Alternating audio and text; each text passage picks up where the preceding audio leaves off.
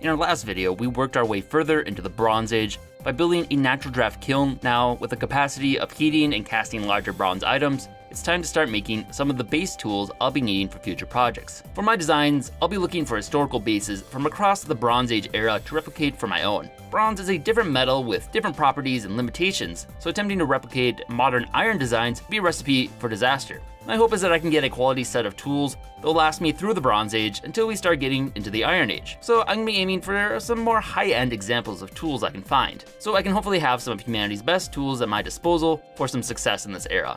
Of all the tools, most crucial will be some durable axes and a large blade for felling and hewing trees into lumber. I've already cast one axe earlier, but with a poor choice of a dried clay casting medium, it was pretty brittle and had already broken several times. So my primary goal in this video is going to be casting one of the largest axe heads ever found from the Bronze Age, a recently discovered large Nordic blade that's twice the size of most other blades in this era, perhaps one worthy of Thor himself. It's believed these original axes were buried as a ritual sacrifice to the Norse gods, so that might not be too far of a stretch. We'll see if this one can summon the Bifrost. Bring me Thanos! I'll also be experimenting with a method frequently used in the early Bronze Age of using a carved stone mold.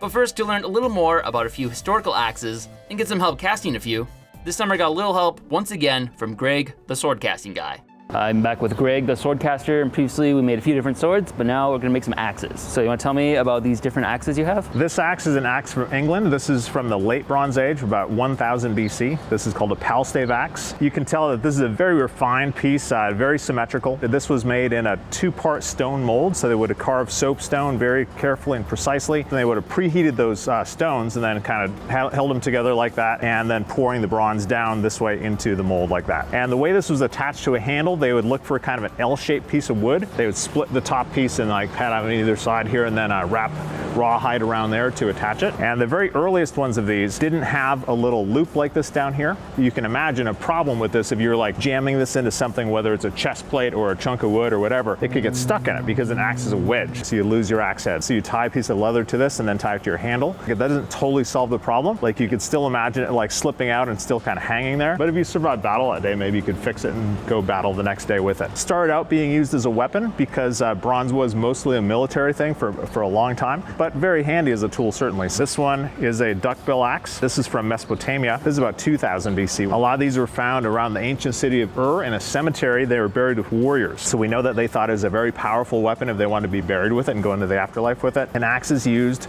as a countermeasure to helmets or to armor. This would have been attached to a handle like this. Big step forward, and they don't lose their axe heads anymore. Once you can put a handle through it and attach it with a pin at the top, you're not going to lose it. It also doesn't have to be razor sharp because it's a fairly blunt object strike. So this would be like for a good whack like that. When you think Bronze Age, think small. Bronze was very scarce. They were very economical with their bronze. And so they would have made things just as small as they could have to make it functional. Pretty interesting weapon. We can definitely cast some of these if you like. The Bronze Age, they used a lot of different varieties of techniques. In the beginning of the Bronze Age, they were using clay. And by the late Bronze Age, they're using stone.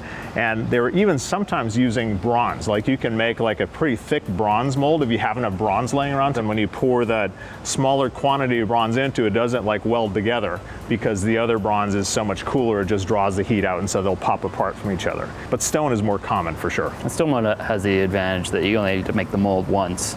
Right. So you can mass produce weapons. So stone molds good for a certain amount of time and then they break. You know, they like lose some detail and you might use them for a while and then decide to make another one. And to cast this, I made a little wax copy of the duckbill axe.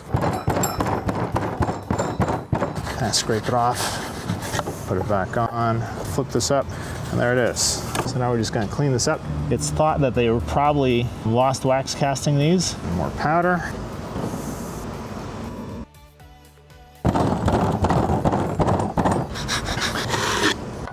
In the Bronze Age, they poured vertically, so that's what we're gonna do too.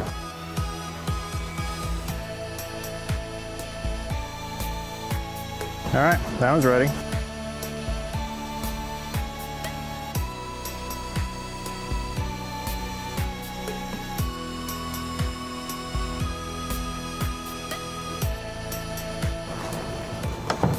Yeah, we're getting some great colors. I think you could just sell it as art. Yeah. Yeah, that's nice. That's good work. This is our most technically complicated casting of the night. Now, I hope some viewer is able to tell us what all these colors mean, like why that happens so consistently, because I don't know, and I sure would like to. You might have a little bit of this, but not to this extent. Look at those eyes, they're perfect. Like, that is just great. Tonight, we have just revealed to the world how to cast a duckbill axe.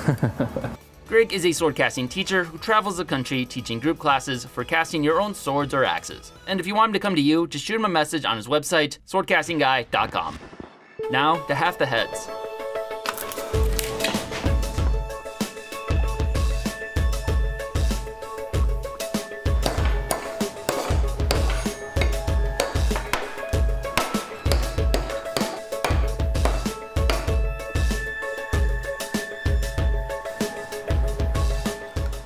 Leather would be the preferred binding for these, but I'm currently planning on sourcing leather very shortly in the future, so I'll stick with the hemp twine for now.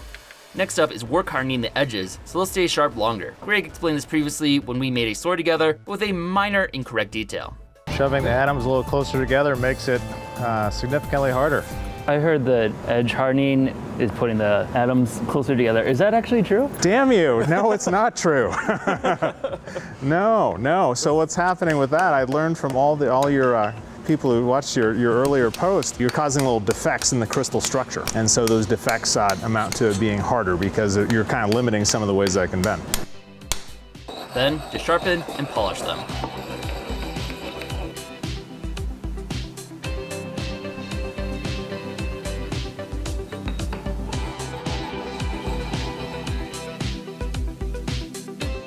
With the help of Greg, I have a few more axes to add to my tool chest. The next challenge for making my own is that I haven't quite achieved the technology yet to employ Greg's more modern sand casting method. Form-fitting pairs of casting flasks like his will require some milled and jointed wood. The tools to make those are what we're aiming to make in this video. So for mine, I'll be exploring a few more historical methods of casting, with carved stone for the giant axe head.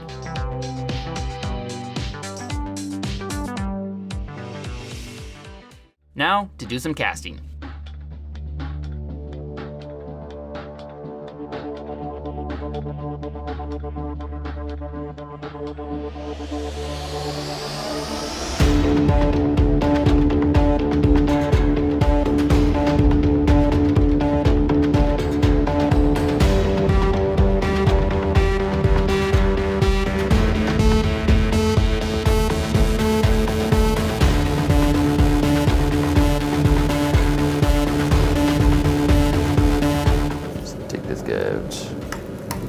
Oh boy. Oh. I think it's done. Oh. Wow. Stone inside of it. Alright, so we got these giant bubbles in it. It's not great. I'm not sure why that happened. Must have been some sort of gas coming out of the stone, I guess, but we're heating it like all day, so it's nice and hot. Shouldn't have been any water. So, not sure what caused it. It's similar to the first axe I cast in clay, where it's very bubbly and causes bubbles. That one kind of just broke apart. Unfortunately, this mold is completely shattered. Only got 2 pores out of it. So I don't know if sandstone just isn't an ideal medium. Haven't been able to find any good soapstone in this area, but I think I'll see if this works, see if we can salvage it still. Putting holes in axe heads was something that was done to save bronze. They're a little close to the edge. Maybe make it work, because that was a lot of time for a mold that did not work very well.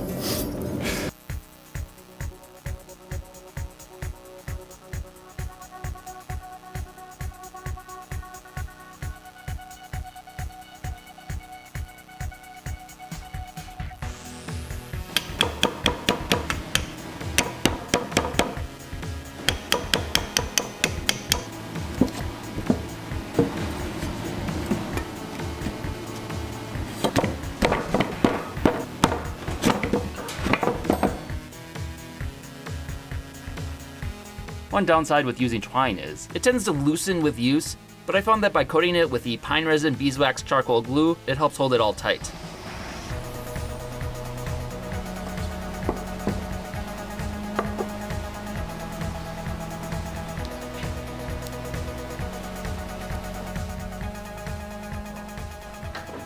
Okay. Goodbye, Bill. All right, so thanks to Greg, we were able to cast these really nice, got the duck bill and the pal stave axe here. Took these out and found out they are pretty effective. Really nice chopping tools, better than the broken one I made. This guy, also really nice. We actually took him out, cut down a Christmas tree. It's that time of the year. Did a really good job. It just cut really deep and really well. The voids here, not really an issue. It actually turned out pretty good. It did break, but not where you expected, in the back. It was just on the backswing, it hit the ground and bent and broke this part. If you look inside, there's clearly was some sort of air pocket that got trapped, made it a little bit weaker. There's some obvious flaws with the stone mold that haven't really figured out. There's also a lot of work, and that was just one side of a mold. Usually they would do two, they fit together. So I think I'm gonna move on to the method that was used later. We'll use more of the cob mixture that we tried out before with the dagger. So I think we're gonna do that for some other tools in the future and see how well that turns out. We use this to cut down a Christmas tree. It's actually looked up, and the axe this is based off of. They found it because the farmer was gonna start a Christmas tree farm. Did a little search of the area to make sure there weren't any historical artifacts that might get destroyed, and that's how they ended up discovering this axe. It's kind of gone full circle that we base this off of that axe and use it to cut down a Christmas tree at a Christmas tree farm. So in the next video, you're gonna see this axe put to the test against a Christmas tree we cut down. Only it's not a Christmas tree because we are still about 4,000 years before the birth of Christ. So we are going to be looking into Bronze Age traditions and what was done for the winter solstice, and do our own version of that. Making all of these took about 11 hours. A little bit of assist with Greg using his more advanced method.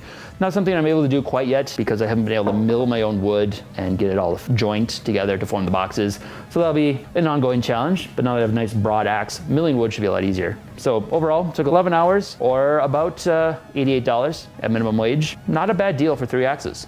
Bring me Thanos! Oh, much for that.